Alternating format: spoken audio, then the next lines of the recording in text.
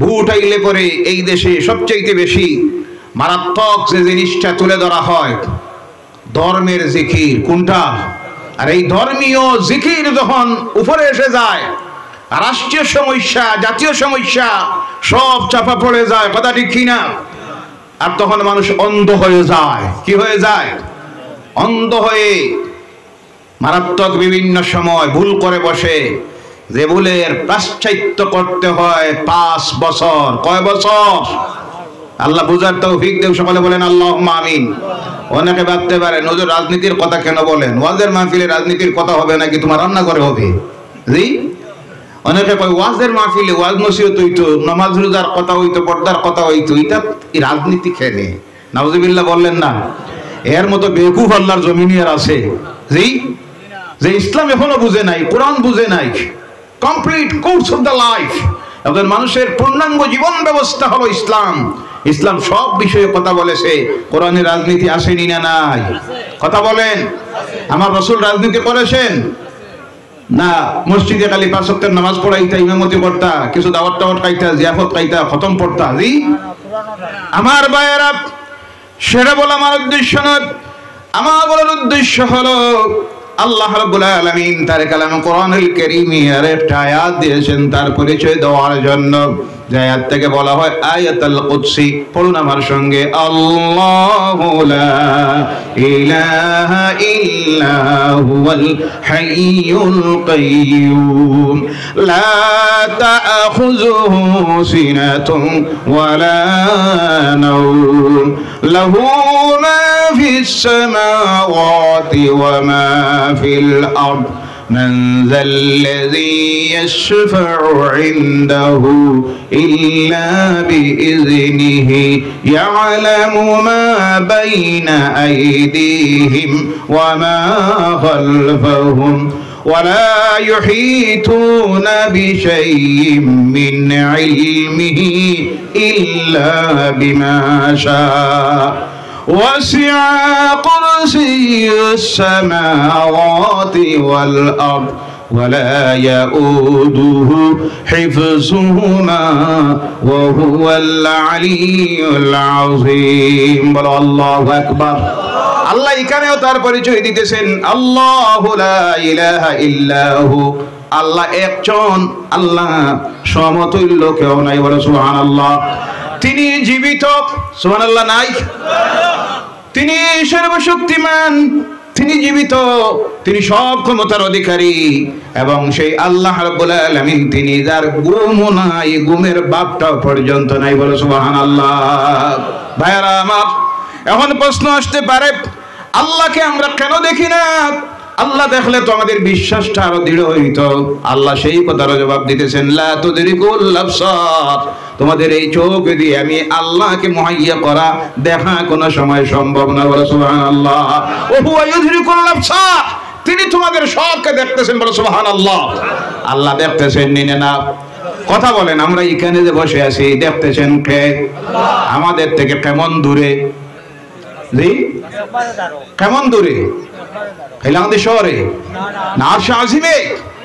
আল্লাহ রাব্বুল আলামিন সেই কথা দুনিয়ার মানুষকে জানিয়ে দিতেছেন, ও দুনিয়ার মানুষেরা, তোমাদের এই যে গর্দনার রোগ, যেটা শ্বাসী রোগ যাকে বলা হয়, তার চাইতে আমি আল্লাহ তোমাদের নিকটে। বলো সুবহানাল্লাহ। কিন্তু আমরা দুনিয়ায় অনেক মানুষ আছে যখন গুনার কাজ করে, তখন করার পরে তারা গুনাহটাকে লুকাইতে চায়, লুকাইয়া রাখে, কয় দুনিয়ার কেউ দেখছে না। কথা ঠিক কিনা? কিন্তু বলুন, দুনিয়ার কেউ যদি দেখে না, দেখার একজন আছে না? তারে না দেখাইয়া দুনিয়ায় কোনো জায়গায় যাওয়ার জায়গা আছে? কথা বলেন। মদ যখন পান করে লুকাইয়া করে, আল্লাহ দেখেনি না? ওজনে কম দেয়, দেখতেছেন কে? কথা বলেন, দেখতেছেন কে? গভীর রাত্রিতে তাহাজ্জুদে পড়ে আই ঠেলে, ইলামত কি আছে না? জি, দেখতেছেন কে? পরনিন্দা করতেছে, চুরি করতেছে, ডাকাতি করতেছে, জিনা করতেছে, যা কিছু করতেছে সব দেখতেছেন কে? জবাব দিতে হবে কার কাছে? ও আমার ভাইরা, এই আল্লাহ রাব্বুল আলামিন কেন ঘুমায় না? হযরত মূসা আলাইহিস সালাম আল্লাহর কাছে প্রশ্ন করেন, আয় আল্লাহ, এমন একজন নবী ছিলেন প্রত্যেকটা বিষয়ে যা মনের মধ্যে প্রশ্ন জাগতো সঙ্গে সঙ্গে আল্লাহকে তিনি প্রশ্ন করতেন। একদিন প্রশ্ন করলেন, আল্লাহ তুমি কি ঘুমাও? আল্লাহ বললেন, মূসা রে আমি ঘুমাই না। তিনি আবার প্রশ্ন করেন, আল্লাহ ঘুমাইলে হয় কি, অসুবিধা কি? মানে পতার পরে প্রশ্নের পর প্রশ্ন করতেন।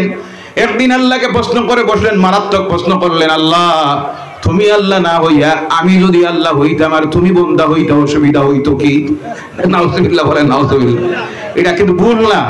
তিনি প্রশ্ন করতে করতে এইভাবে অনেক প্রশ্ন আল্লাহকে করতেন। আল্লাহকে প্রশ্ন বলেন, আল্লাহ আমি যদি আল্লাহ হইতাম আর তুমি যদি বান্দা হইতা অসুবিধাটা কি? আল্লাহ বলেন, মূসা রে এটা তো মারাত্মক প্রশ্ন। আচ্ছা বলেন, আল্লাহ আচ্ছা বুঝছি মারাত্মক হোক, অসুবিধা না। আর একটা কথা আপনাকে আমি জিজ্ঞাসা, আল্লাহ আমি যদি আল্লাহ হইতাম আর তুমি যদি বান্দা হইতা আমার কাছে প্রথম তুমি কোন জিনিসটা চাইতা? আল্লাহ বলেন, মূসা রে তুমি যদি আল্লাহ হইতে আর আমি যদি বান্দা হইতাম প্রথম তোমার কাছে আমি চাইতাম সুস্থতার জিন্দেগি। সুবহানাল্লাহ। কোনটা? সুস্থতার জিন্দেগি। তাতে বোঝা যায় দুনিয়ার জীবনে সবচেয়ে বড় নিয়ামত হলো সুস্থতার জিন্দেগি, সুস্থ থাকা। কথা ঠিক কিনা? ও আমার ভাইরা, এর জন্য আল্লাহ যাদেরকে সুস্থতার জিন্দেগি দিয়েছে আল্লাহ শুকরিয়া আদায় করো। কারণ না করুক আল্লাহ একদিন এমন কোন অসুস্থতা তোমাকে দিয়ে দিতে পারে পাঁচ ওয়াক্তের নামাজ পড়া সম্ভব হবে, জামাতে যাওয়া সম্ভব। এর জন্য মূসা আলাইহিস সালাম আল্লাহর কাছে যখন প্রশ্ন করলেন, আয় আল্লাহ তুমি কেন ঘুমাও না? আল্লাহ বললেন, মূসা রে আজকের উত্তর দিব না, আগামী কাল। কোন দিন? আগামী কাল। প্রতিদিন ওনার অভ্যাস ছিল দুপুরের সময় তুর সাইনা যে পাহাড় আজকে মিশরে, সেই পাহাড়ের মধ্যে গিয়ে তিনি দাঁড়াইতেন আর আল্লাহর সঙ্গে কথা বলতেন। যা বলার সরাসরি কথা বলতেন, আল্লাহ উত্তর দিত। কিন্তু আল্লাহ দেখা সম্ভব হয় নাই। অনেকের মনের মধ্যে প্রশ্ন আসে, আল্লাহ যদি সরাসরি এই মানুষের সঙ্গে কথা বলতো তাহলে দুনিয়ার মানুষ আল্লাহর নাফরমানি করতো না। কিন্তু এটা সম্ভব নয়, কারণ দুনিয়ার মানুষ তাদের ওই মানবীয় কান দিয়া আল্লাহর কথা শ্রবণ করা সম্ভব, বুঝাও, শোনার জন্য আল্লাহ পাক যাদেরকে পাওয়ার ক্ষমতা দিয়ে দিয়েছিল এই দুনিয়ায় তারা হলেন আল্লাহর নবীরা। বলো সুবহানাল্লাহ। আল্লাহর নবীদেরকে আল্লাহ ক্ষমতা দিয়েছিল, পাওয়ার দিয়েছিল। কিন্তু এরপরও আল্লাহ নবীদের সঙ্গে সরাসরি কথা বলতেন না। কথা বলার জন্য আল্লাহ মাধ্যম বানিয়ে দিয়েছিলেন যিনি, তিনি হলেন হযরত জিবরাইল আলাইহিস সালাম। কোন নবী, কোন ফেরেশতা? হযরত জিবরাইল। কিন্তু মূসা আলাইহিস সালাম যা বলার সরাসরি আল্লাহকে প্রশ্ন করতেন, আল্লাহ উত্তর দিত, আওয়াজ তিনি শুনতেন কিন্তু আল্লাহ দেখেন নাই। কারণ আল্লাহ রাব্বুল আলামিন এই কথা আগে জানাইয়া দিয়েছেন, মূসা রে তুমি আমি আল্লাহ দেখা কোনো সময় সম্ভব নয়।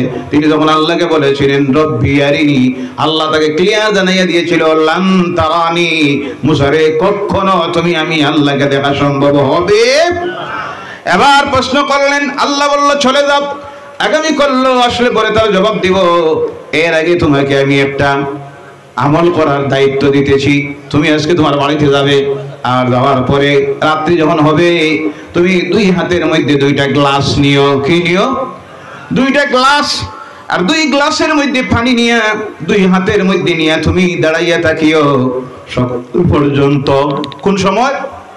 ফজর পর্যন্ত। কোন সময়? ফজর পর্যন্ত। আগামী করলে যখন তুমি আসবে আমি আল্লাহর সঙ্গে কথা বলার জন্য, তখন ওই দুই গ্লাস পানিটা তুমি আমি আল্লাহর জন্য নিয়ে আসিও।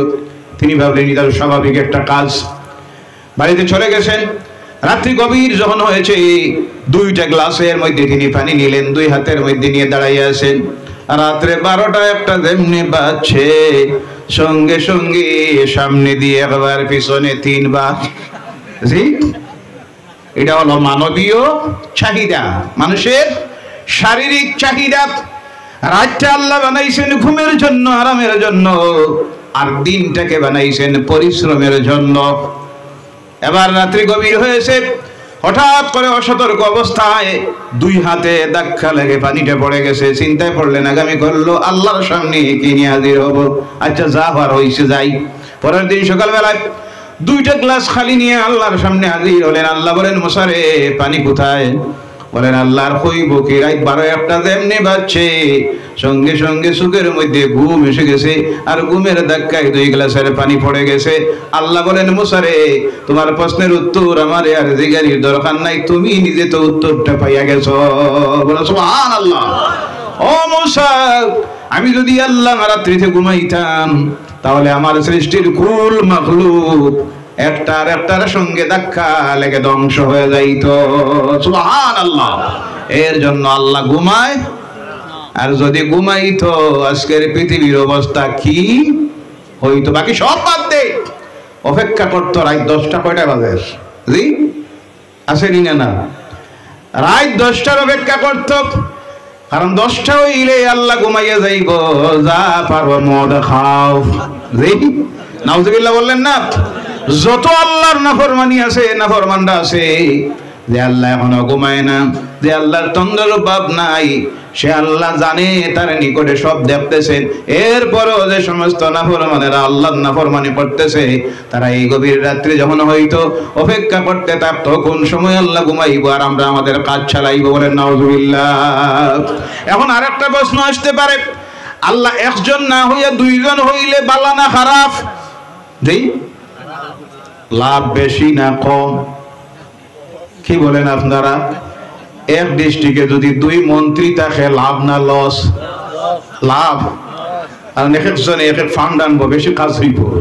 জি ভাইরা আমার, তাতে অনুমানে বোঝা যায় আল্লাহ 2জন হইলে লাভ হইতো। একজনকে কইতাম আল্লাহ ধন দে, আর একজনকে কইতাম আল্লাহ চাকরি দে, 2 দিক থেকে লওয়া যাইতো। আল্লাহ রাব্বুল আলামিন তার কালাম কোরআনুল কারীমের মধ্যে বলতেছেন, আল্লাহ যদি একজন না হয়ে 2জন হতো তাহলে তোমরা দেখতে স্রষ্টার সৃষ্টিতে ফিতনা তৈরি হয়ে যাইতো। সকাল হলে পরে আল্লাহ একজনে তার পাওয়ার দেখাইতে গিয়ে বলতো সূর্য উঠ, জি আর একজনে কইতো তোমার ক্ষমতা বেশি না আমার বেশি, দেখি সূর্য উঠিস না। জি অবস্থা রইতো আমাদের। রাত কোনদিন হয়ে যাইতো 1 সপ্তাহ রাত, 2 আল্লাহ লাগছে লড়াই। জি যুক্তিতে বোঝা যায় স্রষ্টা কয়জন? একজন। যুক্তিতে বোঝা যায়। এর জন্য সুস্থ মস্তিষ্কের মানুষ যারা, তারা কখনো এই কথা বিশ্বাস করতে পারে না স্রষ্টা কয়েকজন। স্রষ্টা কয়জন? একজন। এই আয়াতের মধ্যে আল্লাহ রাব্বুল আলামিনের গুণাবলী প্রমাণিত করা হয়েছে। এর জন্য এই আয়াতটা মুখস্থ করবেন। রাজি আছেন? আল্লাহ প্রত্যেককে মুখস্থ করার তৌফিক দেন। সকলে বলেন আল্লাহুম্মা আমিন। এই আয়াতটা যদি মুখস্থ করে নেন, আল্লাহর হাবিব সাল্লাল্লাহু আলাইহি ওয়াসাল্লাম বলছেন, প্রতিদিন সকালবেলায় কেউ যদি এই আয়াতটা তিলাওয়াত করে নেয় আর সন্ধ্যাবেলায় একবার তিলাওয়াত করে, মওত ব্যতীত দুনিয়ার কোনো রোগে তারে আসর করবে না। সুবহানাল্লাহ। কোনো অসুবিধায় পড়ে গেছেন, রাস্তায় গভীর রাত্রিতে চলতেছেন, চলতে গিয়ে হঠাৎ আপনার ভয় ঢুকে গেছে, জিন ভূতের ভয় আছে না? দুশ্মনের ভয় আছে না? জিন আছে না?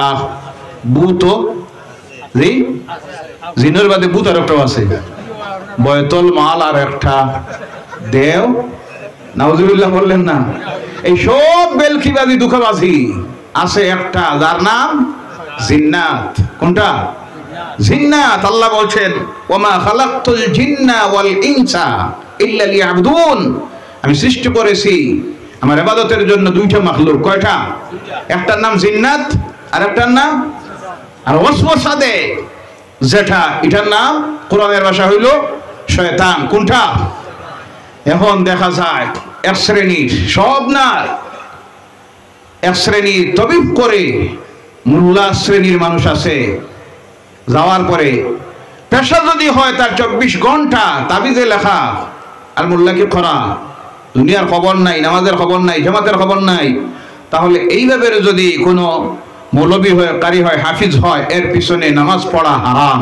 জানা থাকবো মাসলা। আবার আজ থেকে যে কোনো ইমামের পিছনে লাগবা না, খালি চান্স পাইলেও তো ইমামের পিছনে লাগা। জি অনেক আছেন তাবিজ দেন, তাবিব করেন, কোরআন পড়ে, তেল পড়া, পানি পড়া দেন, এসব জায়েজ আছে। কিন্তু আফসোস তথাকথিত এক শ্রেণীর এখন দেখা যায় পীর সাহেব। কি সাহেব? কথা বলেন। পীর সাহেবের কাছে নেওয়া হইল রোগী, জিনে ধরছে। কিসে ধরছে? পীর সাহেব কয় জিন তাড়াইতে 10,000 লাগবো। জিনেরও দাম বাড়ছে। নাউজুবিল্লাহ বললেন না? জোরে বলেন নাউজুবিল্লাহ। একটা খতম পড়া লাগবে, এটা আমি ছাড়া কেউ পড়তে পারতো না। খতমের দাম 20,000। নাউজুবিল্লাহ নাই? এক দামের একটা লাল দামাও লাগবো। জিন্নাতে এখন দামাও ছড়ে। নাউজুবিল্লাহ বললেন না? সব ব্যবসা দুঃখবাজি, কথা ঠিক কিনা? জিন্নাতে কোন সময় কয় গরু লাগবো নিয়ে খাইতো, আর সাদকাতু তারুদুল বালা। অনেকে দলিল দেন সাদকাতু সাদকাতু তারুদুল বালা, আল্লাহর নামে সদকা করেন, আল্লাহ বিপদ মুসিবত দূর করবে। এই মুসিবত দূর করার জন্য কি 20,000, 40,000, 50,000 টাকা দামের দামা লাগবো? আসলে এটা পীর নাই, এটা পীর নাই, পেট বাঁচানির দান্দা। কথা ঠিক কিনা? এদের থেকে আল্লাহ আমাদের সমাজটাকে হেফাজত করুন, সকলে বলেন আল্লাহুম্মা আমিন। আর অধিকাংশ ক্ষেত্রে এই সমস্ত মানুষেরা এদের কাছে যায় যাদের ইসলাম সম্পর্কে, কোরআন সম্পর্কে জ্ঞান নাই, আমলের কোনো, নিজের কোনো আমল নাই। আল্লাহ যাদের কসম করে বলি, কোন পীর সাহেবের কাছে যাবেন না, আমি তা বলছি না। তবিবের জন্য যাওয়ার প্রয়োজন নাই। জিন ভূতে তোমাকে ধরেছে, আল্লাহ রাসূল সাল্লাল্লাহু আলাইহি ওয়াসাল্লাম বলেন, রাস্তা দিয়ে চলতেছেন, জিন ভূতের ঢর বয়সে গভীর রাত্রিতে একাকী চলতেছেন। এই আয়াতটাকে আপনি একবার তিলাওয়াত করে নেন, আর এই আঙ্গুলটা শাহাদাতের আঙ্গুল দিয়ে আপনার চতুর্দিকে একটাবার আপনি ঘুরাইয়া দেন। আল্লাহ রাতের কসম, কোন জিন ভূতে আপনাকে আসর করতে পারবে? আসলে আমি তো তিলাওয়াতই জানি না, কথা ঠিক কিনা? ভাইরা আমার, যত বড় জাদু করা হোক, আপনাকে বান মারা হয়ে গেছে। সহিহ হাদিস শুনাইতেছি, আল্লাহ রাসূল সাল্লাল্লাহু আলাইহি সাল্লাম বলছেন, সূরা কুল ইয়া আইয়ুহাল কাফিরুন মনে থাকবে, সূরা কুল হুয়াল্লাহু আহাদ, কুল আউযু বিরাব্বিল ফালাক, কুল আউযু বিরাব্বিন নাস, এই সূরাগুলি তিলাওয়াত করে আপনি পানির মধ্যে ফু দেন, আর এই পানিটা খেয়ে নেন, কোনো জাদু আর আসর করবে? বলেন সুবহানাল্লাহ। আল্লাহ রাসূলকে জাদু করা হলো, এই দুই সূরা তখন নাজিল হলো, সূরা নাস, সূরা ফালাক। আল্লাহর হাবিব সাল্লাল্লাহু আলাইহি সাল্লামের মাথা মোবারক থেকে চুল নিল, নিয়ে একজন ইহুদি মহিলা এই চুলের মধ্যে 11টা গাইড দিল। কতটা? 11টা ঘিরা দিয়া, গাইড দিয়া, সেটা দিয়ে আল্লাহ রাসূলের প্রতি জাদু করা হলো। করে নিয়ে একটা খোয়ার নিচের মধ্যে, পানির নিচে পাথর দিয়ে চাপা দেওয়া হলো। আল্লাহর হাবিব অসুস্থ হয়ে গেলেন। এখন প্রশ্ন আসতে পারে, আল্লাহ রাসূলকে অসুস্থ হতেন, উম্মতকে শিক্ষা দেওয়ার জন্য, মেডিসিন শিখাইয়া দেওয়ার জন্য আল্লাহ রাসূল অসুস্থ হতেন। আর মেডিসিন কি আল্লাহ তাও শিখাইয়া দিত? বলে সুবহানাল্লাহ। 7 দিন হয়ে গেল আল্লাহ রাসূল অসুস্থ, জাদুর আসরে। এই সময় হযরত জিবরাইল আলাইহিস সালাম আল্লাহর হাবিবের কাছে এসে গেলেন 2টা সূরা নিয়ে, যে সূরার নাম হলো সূরা ফালাক, সূরা নাস। এসে আল্লাহ রাসূলকে তিলাওয়াত করে শুনাইলেন, আর খবর দিলেন, ইয়া রাসূলুল্লাহ সাল্লাল্লাহু আলাইহি সাল্লাম, ও মুখের নিচে চুল আছে আপনার মাথা মোবারকের, তার মধ্যে গিরে দেওয়া হয়েছে 11টা। কতটা? এই 2 সূরায় আছে 11টা আয়াত। কতটা আয়াত? 11টা আয়াত। সেই চুলটি আপনি উঠাই আনেন। সাহাবায়ে কেরামদেরকে আল্লাহ রাসূল নির্দেশ দিলেন, কুয়ার নিচে গিয়ে নামলেন। একটা বিরাট পাথর সরানি হয়, দেখা যায় এর নিচে সেই চুল উঠাইয়া আনা হয়। জিবরাইল আলাইহিস সালাম আল্লাহ রাসূলকে শিখাইয়া দিলেন, একটা আয়াত আপনি তিলাওয়াত করেন, আর একটা গিরার মধ্যে, গাইটের মধ্যে ফুঁক দেন। দিয়ে 11টা গাইট যখন খোলা হবে, 11টা আয়াত পড়ে ফুঁক দিবেন, সঙ্গে সঙ্গে গোটা জাদু টুনা সব শেষ। সুবহানাল্লাহ। এখন আর লাগবো 20,000, 10,000, 40,000 দামের দামা। নাউজুবিল্লাহ বলেন নাউজুবিল্লাহ। আপনি নিজে তাবিব করুন, আল্লাহর কালামের উপর আমল করুন। সেই আয়াত সম্পর্কে বলতেছিলাম, আমার আল্লাহ রাব্বুল আলামিন সেই আয়াতটা নাযিল করলেন। আল্লাহ রাসূল সাল্লাল্লাহু আলাইহি ওয়াসাল্লাম বলতেছেন, যখন সকাল বেলায় কোন আল্লাহর বান্দা এই আয়াতটা তিলাওয়াত করে, যাকে আয়াতুল কুরসি বলা হয়, সঙ্গে সঙ্গে আল্লাহ রাব্বুল আলামিন এই দিনের রাত্রির বান্দার সমস্ত বালা মুসিবত থেকে হেফাজতের জিম্মাদার হয়ে যায়। বলো সুবহানাল্লাহ। এই আয়াত যখন তিলাওয়াত করে, সঙ্গে সঙ্গে আল্লাহ রাব্বুল আলামিন তার অভাব অনটন সব দূর করে দেয়। বলো সুবহানাল্লাহ। যখন এই আয়াত তিলাওয়াত করে, আল্লাহ রাব্বুল আলামিন তার রুজি রিজেকের জিম্মাদার হয়ে যায়। বলো সুবহানাল্লাহ। যে আয়াতটা, যে সূরাটাকে আগে আলোচনা করেছিলাম, কিছু আলোচ্য বিষয় দেওয়া হয়েছে। ও আমার ভাইরা, 1 নম্বরে বলতেছিলাম দুনিয়ার মুমিন যারা তাদের প্রত্যেকটি মুহূর্তে জবান দিয়ে বাইর করতে হয় কার নাম? আরো জোরে বলেন কার নাম? এর জন্য আযান যখন দেওয়া হয় মুয়াজ্জিন যা বলে সঙ্গে সঙ্গে তোমাকে তাও বলতে হয়। শুধু মুয়াজ্জিন যখন বলবে হাইয়া আলাস সালাহ, কোনটা আপনি কোনটা পড়বেন এই সময়? কোনটা? এর সঙ্গে পড়ুন লা হাওলা ওয়ালা কুওয়াতা ইল্লা বিল্লাহ। হাইয়া আলাল ফালাহ যখন বলা হয় আপনি তা পড়বেন। ফজরের নামাজের মধ্যে আরেকটা বিশেষ শব্দ আছে আসসালাতু খায়রুম মিনান নাম।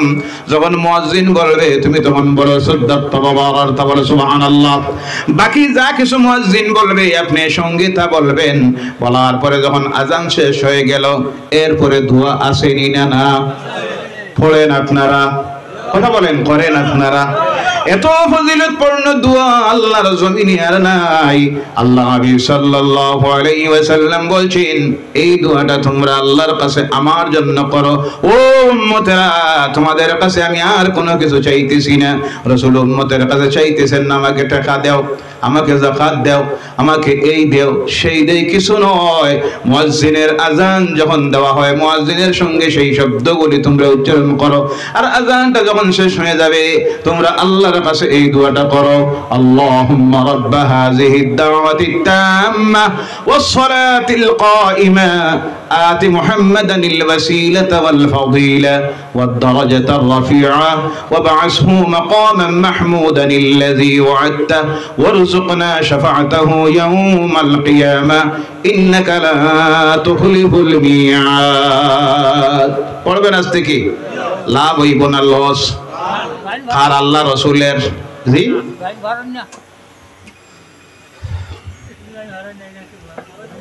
যেন পারই না বউরে জিগাই জানি শিখাই দিবা যদি জানা থাকে। আর যদি জানা থাকে না মসজিদের ইমাম সাহেবের জিগাইবা। কারে জিগাইবা? মসজিদের ইমাম সাহেবের কাছে শিখবা। অনেক মেয়ে লোকের জানা থাকেনি না। না আচ্ছা আর একটা কথা এখানে যে মনে রাখবেন, আমরা অনেক সময় ভাবি এই আযানের জবাবটা শুধু দিতে হয় পুরুষেরা, মহিলারা দেওয়া লাগেনি না। না, পুরুষেরা যেমনি দেয় মহিলারা ঘরেও সেইভাবে এই দোয়াটা পড়বে, এই জবাবগুলি দিবে আস্তে করে। দোয়া যেভাবে পুরুষেরা পড়বে মা বোনেরা আপনারা পড়বেন। আল্লাহ রাসূল সাল্লাল্লাহু আলাইহি সাল্লাম বলছেন এই দোয়াটা যখন তোমরা করবে আল্লাহ তো এমনি ওয়াদা দিয়েছে আমাকে দান করবে কিয়ামতের দিন মাকামে মাহমুদ। বলো সুবহানাল্লাহ। তো লাভটা হবে কার? আওয়াজ করে বলেন কার?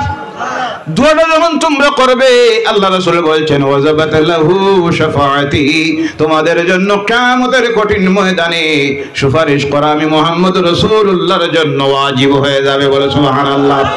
এবার বলুন কিয়ামতের দিন আল্লাহ রাসূলের শাফায়াত ছাড়া কোন উম্মত আল্লাহর জান্নাতে যাওয়া সম্ভব? সারা জীবন নামাজ পড়তেছি, এই নামাজ কবুল হয়েছে না হয়েছে কোনো গ্যারান্টি আছে? রোজা রাখলাম কবুল হয়েছে কিনা তার কোনো গ্যারান্টি নাই। দান খয়রাত করতেছি তাও কবুল হইতেও পারে নাও হতে পারে। কিন্তু এই দোয়া যখন করে নিবেন আল্লাহ রাসূল সাল্লাল্লাহু আলাইহি সাল্লাম বলছেন সঙ্গে সঙ্গে কিয়ামতের দিন তোমার সুপারিশ করা আল্লাহ রাসূল বলছেন আমার জন্য ওয়াজিব হয়ে যাবে। বলে সুবহানাল্লাহ। কোনো ইবাদত আল্লাহর দরবারে গ্রহণযোগ্য হলো না সেই দিন মহা মুসিবতের ঘাটে আপনি যখন পড়ে গেলেন সেই দিন তোমার ছেলেও কোনো সাহায্য করতে পারবে, তোমার মেয়েও পারবে না, স্ত্রীও পারবে না, মাও না বাপ না। ইয়াউমা ইয়াফিরুল মারউ মিন আখিহি ওয়া উম্মিহি ওয়া আবিহি ওয়া সাহিবাতিহি ওয়া বানিহি। সেই দিন তোমার থেকে পৃথক হয়ে যাবে তোমার বাপ, তোমার স্ত্রী, তোমার মা।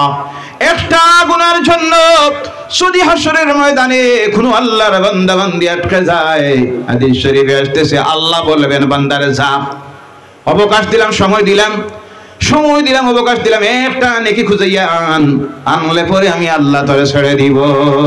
বান্দা এবার গোটা হাসরের ময়দান জুড়ে ঘুরবে, ঘুরতে ঘুরতে গিয়ে আল্লাহ হাদিস শরীফের মধ্যে আসতেছে হঠাৎ করে মায়ের সঙ্গে সাক্ষাৎ হয়ে গেল, বলবে ও মা, মা বুঝতেছেন?